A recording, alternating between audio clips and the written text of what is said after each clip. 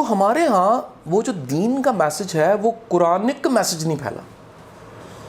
میں مثال آپ کو دیتا ہوں. بڑی دنیا کے عقائد جو ہیں وہ قوالیاں سن کے اور نعتیں سن کے بن گئے. اب وہ قوالی اور نعت کا جو میسج تھا ممکن ہے شرکیہ ہو.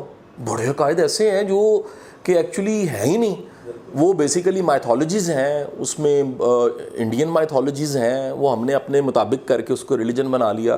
کچھ چیزیں بدھزم کی ہیں, کچھ اپروچز ہیں جو دنیا تیاگنے کی بات کرتے ہیں, کرسچینٹی کی چیزیں ہیں, ہم نے ان کو اپنی قوالیوں میں, اپنے کلاموں میں, اپنی چیزوں میں ڈالا. اور بڑی دنیا تک قرآن پڑھنے کا جو یہ ٹرینڈ آج کے زمانے میں ہے یہ نہیں تھا. بڑی دنیا کے عقائد جو ہیں وہ دراصل وہ قوالوں اور نعت خوانوں کے ذریعے آگے سے بنے. سو جو اصل ایسنس تھی وہ دین کی ہم تک پہنچ نہیں پائی. لہٰذا بڑی دنیا ایسی بھی ہے سر.